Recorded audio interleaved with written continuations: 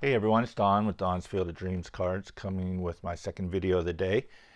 Made one this morning with some recent pickups and called my 1940 play ball Mickey Cochran a 1941 play ball.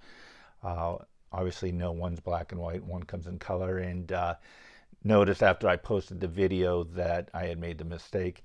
And of course, had a few of my friends who graciously let me know about my error in my videos. So pretty common occurrence in my videos, since I don't really edit these. I film them and then just put them right up, and it is what it is. So let's get to this SGC order. So got this back within, it actually 3.5 weeks, I think, that I sent it out. And it's these are all for my PC. So there's 17 cards in here.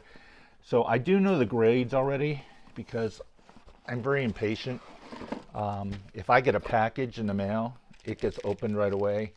I've seen like Xavier Snoop, he's got packages that have been in his office for months. And I sent a package to Alex Bowman 53, and he waited 3 weeks to open it. I don't have that kind of willpower.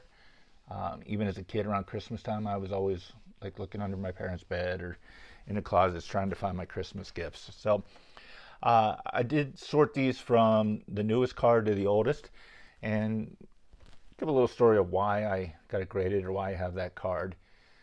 So my first one is this 1986 Donruss Fred McGriff, and hopefully he makes the Hall of Fame someday. So I wanted his rookie card, but the main reason I got this card graded was my son bought me a box of these 2 Christmases ago, and it came down to one of the last packs, and I pulled this. So this one has sentimental value to me.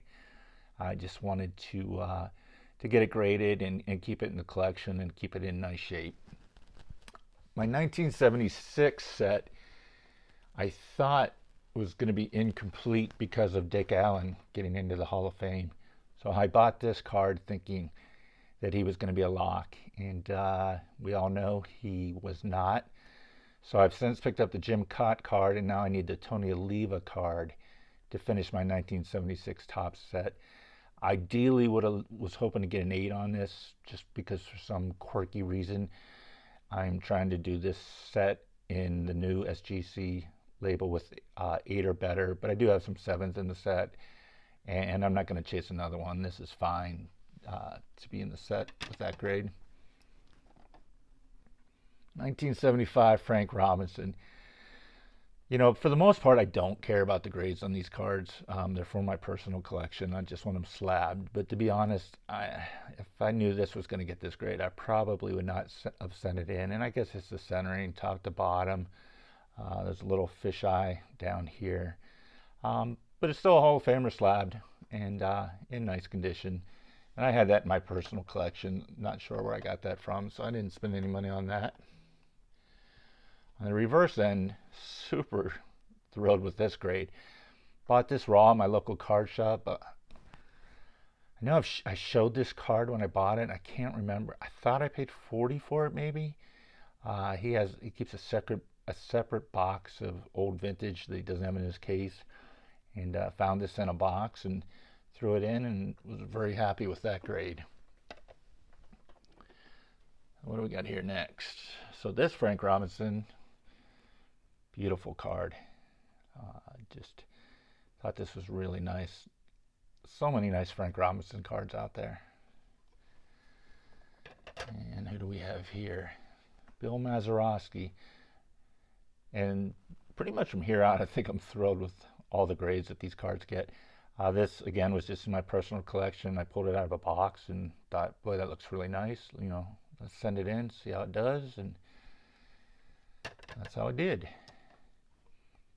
This card, here, love this card, was originally in this BVG holder, 4.5, but I wanted it in the tuxedo, and it got the same grade. And I just love the way that card looks. And same with this next one. Now this one I actually did go down in. This was a BVG 5.5. I have not looked up the price difference between a BVG and an SGC. You know, maybe I ruined the value of it. Don't care, because this is for me, and I just wanted it in this slab. So You know, to me, it's worth the same, if not more, just because I like the looks of it. I had to add this guy, another recent Hall of Famer. I'm quietly working on my 1957 Topps Hall of Famer set. So with him being newly elected, I had to add this card. And let's see who we have here. Oh yeah, same story here. Needed the Mini Minosa for my 1956 Topps. So that set is not complete because I have not picked up the Gil Hodges 56 for the 1956 set. So still need to get that one to recomplete that set. Ralph Kiner, my Pittsburgh Pirates, hand cut card. I think that's a very solid grade for a hand cut card. Picked this card up at the National, and been looking, just couldn't find a nice one. And I was actually with James Elite Hunter when I bought this card, and I was looking at this one and another version, and I was like, which one, James? And I want to say this was $10 or $15 more than the other one, and he's like, spend the money, get the nicer one. And he was right. And you'll see this in future installments of my players that played in the Negro Leagues that also play in the major leagues, and there's a few more cards in here that are going to fit that category. So that is mainly why I went after this League Easter, and I love this card of him. Just something about when the guys are like kneeling with 2 or 3 bats. I just like those cards a lot. Another Ralph Kiner for my Pirate collection.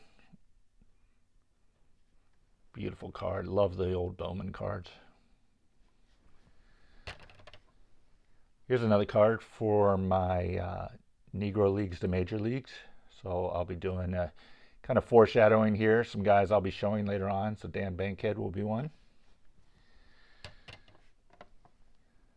Also picked this card up at the National. Another card that I could not find in the condition I wanted. And this is Ray Noble. And again, another player for my Negro Leagues to Major Leagues. Love this card. The catchers have the best cards. And great centering. There's no creases. Thought maybe this would grade a little bit higher, but I don't really care. So you will be seeing this card again in future episodes. And last 3. 1.5 Hal Trotsky. These are the 34, 36 Diamond Stars. These are such cool cards. Like, it looks like he just hit a ball out to right field. The catcher and umpire checking it out, and he's taking off to run to first. Another great card, this Al Lopez. Just like the catcher mask flying, the ball in the air. The bat's not really proportional. You can see the lines, I guess, to show action. Alex Bowman 53 had shown this card recently, and just knew I was getting mine back soon. So really cool card. And then my last card is also from that set, Hall of Famer Carl Hubble. Shout out to my friend Rick, Vintage Oddball Cards. I know he's a big Carl Hubble fan. So very happy with that grade. Great looking card.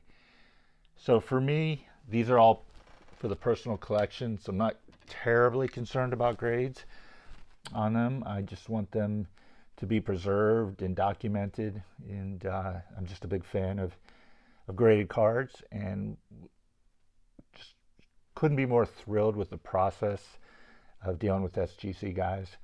Got these cards back in barely under a month. And a lot of these cards I got good deals on raw, and it was a lot less expensive going with SGC than PSA or Beckett right now. So as always, guys, hope you have a good weekend. Thanks again for watching my videos, and I'll talk to you soon.